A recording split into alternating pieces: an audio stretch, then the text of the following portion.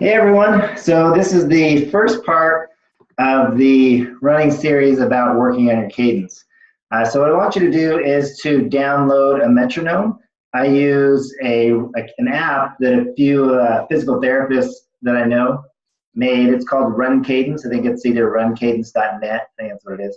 But it's on my phone here, so I'm just going to pull it up. And the nice thing about this app is if you don't have a wrist cadence, you can run with this on your person and it'll tell you what your cadence is. You don't have to carry it in your hand, you can put it in a pocket.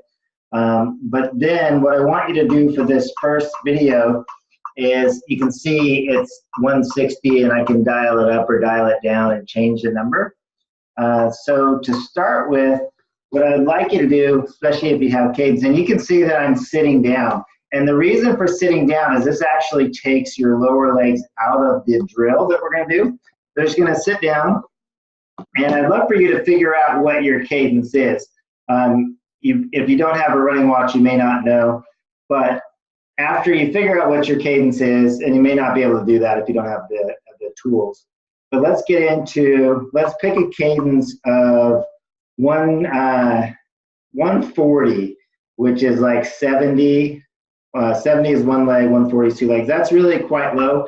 We want to be up to 90 one leg, or 180 for two. See if you can hear that. So as the metronome is going, what I want to do is just sit there and match the tempo. So what I'm thinking of right now is every time I hear that little cowbell, my hand is at the upswing. Okay, so that's 140. Now I'm going to dial it up to 160, which is the cadence of 80. So now it's 160. Okay. So,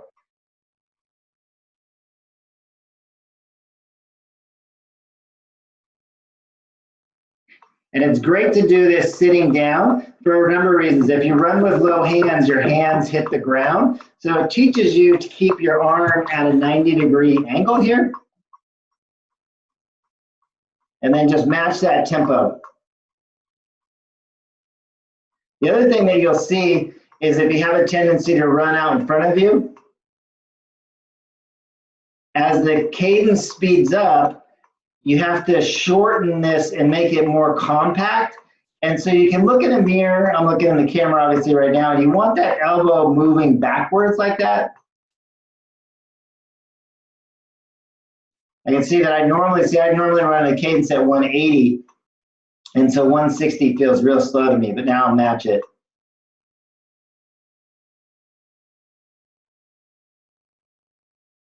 Okay, now we're going to go up to 170, which would be like 185. So 170, here we go.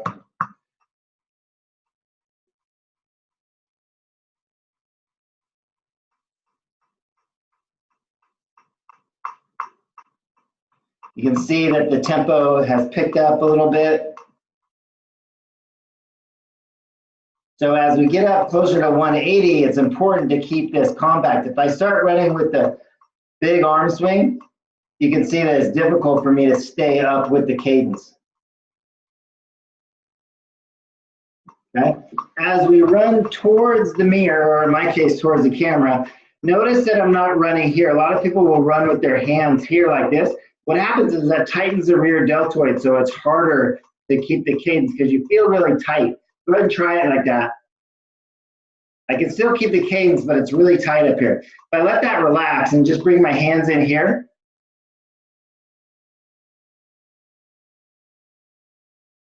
it's much easier for me to let my arm swing freely. You can, even if you have trouble with it, or if you get tensed up here, go ahead and open up your hands so that your hands drop. And then you can just keep them like that, and you can slowly relax them and turn them over to running. Okay, so that's 170. Now let's go up to 180. There we are, 180. See that? Ready?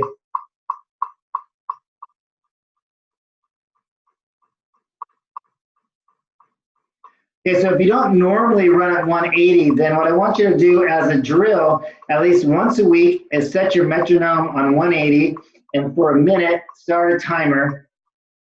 And I just want you to run seated, so you're actually not running, but sitting down and running like this. This is a drill that a lot of cross-country coaches will have their kids do, because you can see in order to run well and have that nice short compact arm and have the arm moving backwards, I have to be real relaxed in the upper body. If I'm really tight right here as I get up to 180, it's really tough. You also see when people run, they run more like this a lot of times because they're not letting their arms swing free. So if you're looking in the mirror and you're seeing movement here, that's a sign that you want to quiet this. It's going to have a little bit of movement, but it shouldn't be all here. We want it to be right there with your elbows moving back. And again, sitting down forces me to keep my hands nice and high.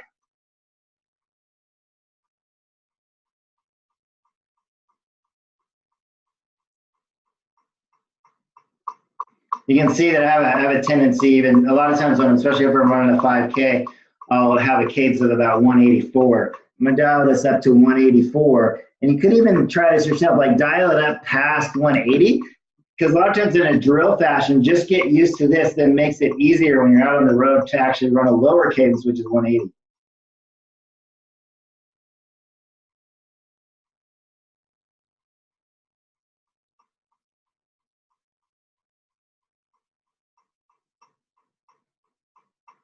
Now, one thing that I've noticed is that be careful looking at your average cadence. If you're doing a run and you have a lot of places where you come up to stoplights or stop signs, your average cadence is going to be lower just from the starting and stopping. If you have a very hilly route, your average cadence is also going to be lower because you go uphill, your cadence is going to be slower. So don't get too hung up on average cadence. What you want to do is in a section where it's your normal running, you know, especially if you have it on your watch, switch it over and see what you're running in that normal pattern. There's no stops. You should be able to keep the same cadence really regardless of the pace that you're running, all right? That's it for the first video and the first drill. Thanks.